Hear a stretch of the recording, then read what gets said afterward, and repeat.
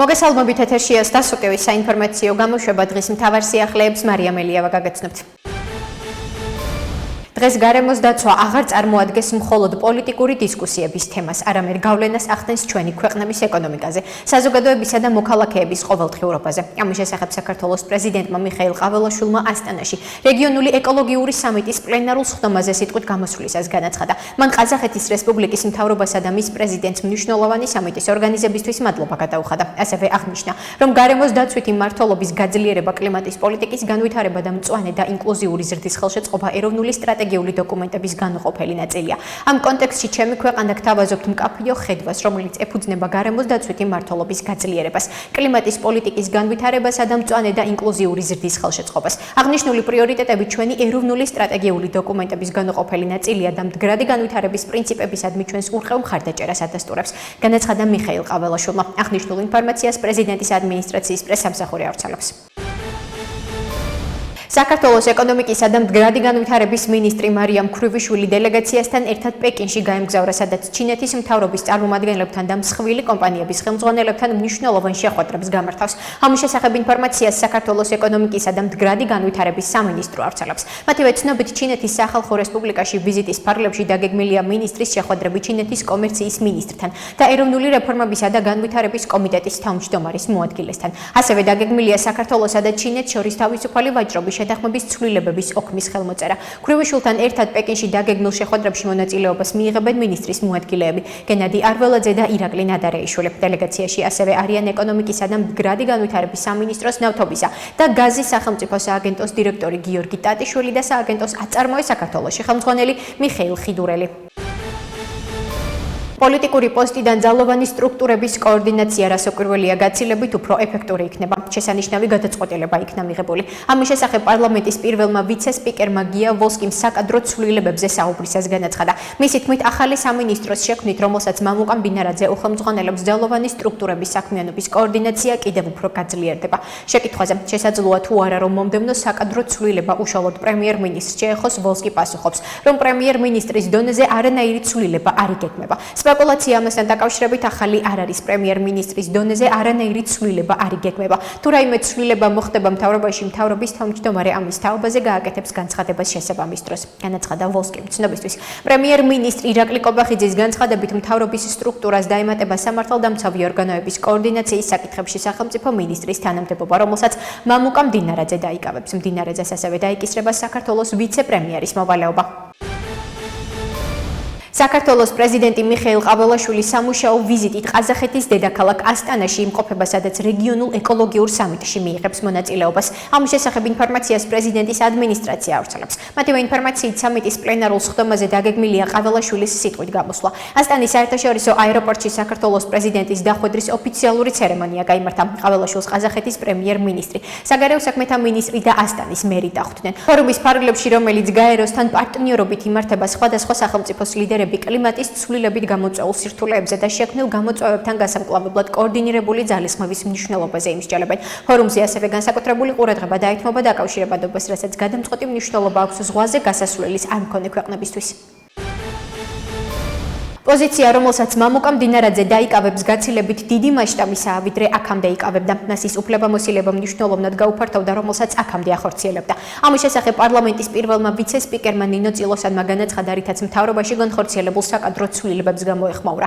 მისი თქმით, პრემიერის მიერ შემოთავაზებული ცვლილებები ძლიერი გადანაცვლებაა, რაც სახელმწიფო ინსტიტუციების კიდევ უფრო გაძლიერებას ემსახურება. შეკითხვაზე, რატომ გახდა საჭირო აღნიშნული საკადრო ცვლილებები, წილოსანმა უპასუხა, რომ პრემიერის ეს ცვლილებები ნაკარნახები იყო იქიდან, რომ სამართალდამცავ უწყებებს კოორდინაციას სჭირდებათ, რასაც ალბათ მამუკა მდინარაძეზე უკეთ ვერავინ გააკეთებდა. მამუკა მდინარაძე ამ ყველაფერს თავს კარგად გაართმევს. მან უფრო პოლიტიკის და საჯარო სივრცეში გადმოინაცვლა. მამუკა მდინარაძე იყო დანაკლისი, როცა ის აქტიური პოლიტიკური ფიგურა აღარ იყო.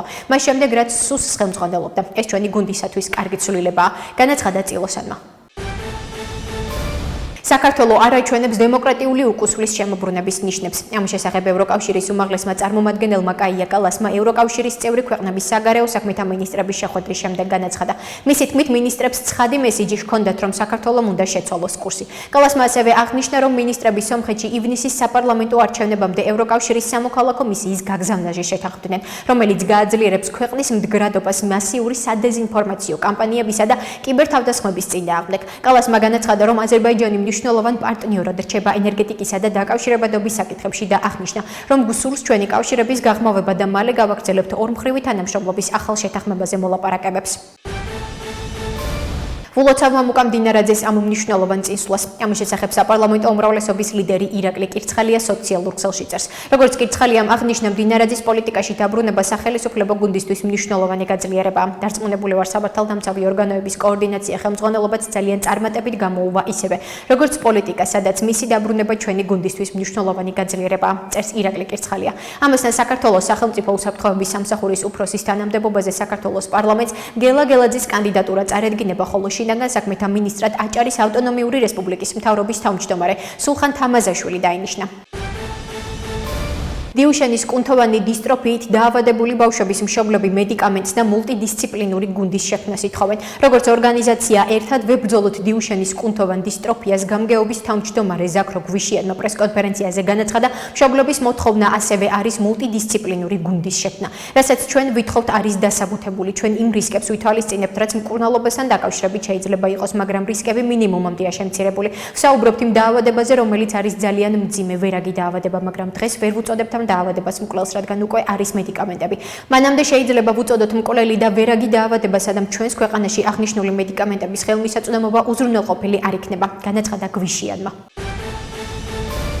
2025 წელს საქართველოში 32 ბავშვი გაშულა, შვილებელ პირთა რაოდენობა კი 1575 შეადგინდა. სახელმწიფო ზრუნვისა და ტრეფიკინგის მსხვერპლთა და ზარალებულთა დახმარების სააგენტოს ინფორმაციით გასული 2023 წლის მონაცემების მიხედვით გასაშვილებელი სტატუსის მქონე 59 ბავშვი იყო. სააგენტოს ინფორმაციით მშვილებელი შეიძლება იყოს საქართველოში მუდმივად მცხოვრების სრულწლოვანი პირი, რომელიც აკმაყოფილებს მშვილებლისთვის დადგენილ მოთხოვნებს. ბავშვის შვილად აყვანის მსურველმა საქართველოში მუდმივად მცხოვრება პირმა სააგენტოს დირექტორის მიერ დამტკიცებული ფორმის განაცხადი. საცხოვრებელი ადგილი შესაბამისად მეურვეობისა და მზრუნველობის ადგილობრივ ორგანოში უნდა წარადგინოს. 23-24 აპრილს საქართველოში კვლავ მოსალოდნელია დროგამოშვებით ნალექი ზოგანძლიერი, შესაძლებელია ელჭექის სეტყვა. ქარის გაძლიერება, მაღალმთიან რაიონებში ზბავს საშიშროება. ამის შესახებ ინფორმაციას გარემოს ეროვნული სააგენტო ავრცელებს. მოსალოდნელმა ნალექებმა შესაძლებელია მდინარეებზე წყლის დონეების მნიშვნელოვანი მატება, პატარა მდინარეებზე წყალმოვარდნები, ხოლო გორაკ-ბორცვიან და მთიან ზონებში მეტყულ ღვარცოფული პროცესების ჩასახვა გააქტიურება გამოიწვიოს. ნათქვამია ინფორმაციაში. ახლა კი გაგაცნობთ უცხოეთის სიახლეებს. ომის დამნაშავე პუტინი ჩინეთის კომუნისტური პარტიის მიერ კონტროლირებად ანაკლიის სპორტს იყენებს. ამის შესახებ ამერიკელმა კონგრესმენმა ჰელსინკის კომისიის თანათავმჯდომარე ჯო უილსონმა კომისიაში რუსეთის მიმართ ირანის მხარდაჭერის საკითხზე გამართულ მოსმენაზე განაცხადა, ირანის რეჟიმი რუსეთს ხელს უწყობს, რომ სანქციებს თავი აარიდოს და თავისი მკვლელი სამხედრო მანქანის დაფინანსება გააგრძელოს. ომის დამნაშავე პუტინი ჩინეთის კომუნისტური პარტიის მიერ კონტროლირებად საქართველოს ანაკლიის სპორტს იყენებს, რათა ირანს იარაღი მიაწოდოს და თანამშრომლობს საქართველოს არალეგიტიმურ რეჟიმთან, რომელიც სამართლიანი და თავისუფალი არჩევნებით უნდა შეიცვალოს, განაცხადა უილსონმა. მისი თქმით, ირანი და რუსეთი განსაკუთრებით აქტიურად არიან ჩართულები საქართველოში. ვოლოდიმირ ზელენსკი მზად არის ვლადიმერ პუტინს ბელარუსისა და რუსეთის გარდა ნებისმიერ ადგილას შეხვდეს. ამის შესახებ უკრაინის საგარეო საქმეთა მინისტრმა ანდრეი სიბიგამ განაცხადა.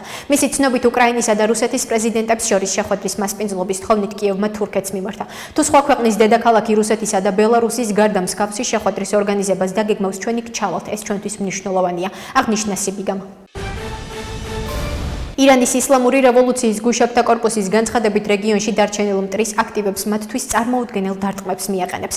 ისლამური რევოლუციის გუშაგთა კორპუსი ბრძოლის გასაგრძელებლად მზადყოფნის პიკზე რჩება და მზადაა ნებისმიერი საფრთხის ან განახლებული აგრესიის მიმართ გადამწყვეტი მტკიცე და დაუყოვნებელი რეაგირებისთვის, ნათქვამია განცხადებაში. ცნობისთვის, მედიის ინფორმაციით, ირანმა ჰორმუზის სრუტესთან ახლოს სატვირთო გემს ცეცხლი გაუხსნა. გაერთიანებული სამეფო საზღვაო საბაჭრო ოპერაციების სააგენტოს ცნობით, სატვირთო გემს ცეცხლი ირანის ისლამური რევოლუციის გუშაგთა კორპუსის საარტილერიო კატარღამ ომანის მახლობლად გაუხსნა. თავდასხმის შედეგად გემის ნაწილი დაზიანდა, თუმცა ეკიპაჟის წევრები არ დაშავებულან.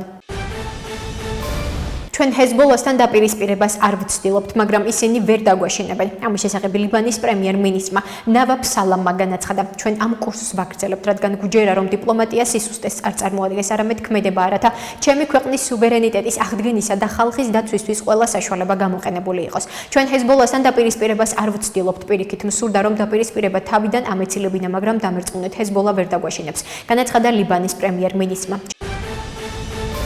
უკრაინის საგარეო საქმეთა მინისტრ ანდრეი სიბიგას განცხადებით, ევროკავშირის მიერ რუსეთის წინააღმდეგ სანქციების მეოცე პაკეტის მხოლოდ დამტკიცება აღარ არის საკმარისი. მას მნიშვნელოვნად გაფართოება სჭირდება, ინფორმაციას უკრაინული მედია ავრცელებს. სიბიგას თქმით, აღნიშნული პაკეტი 2 თვის წინ 24 თებერვალს უნდა დამტკიცებულიყო, რაც როგორც ცნობილია, არ მოხდა უნგრეთისა და სლოვაკეთის წინააღმდეგობის გამო, რომლებმაც სანაცვლოდ დრუჟბას ნავთობსადენის აღდგენა მოითხოვეს.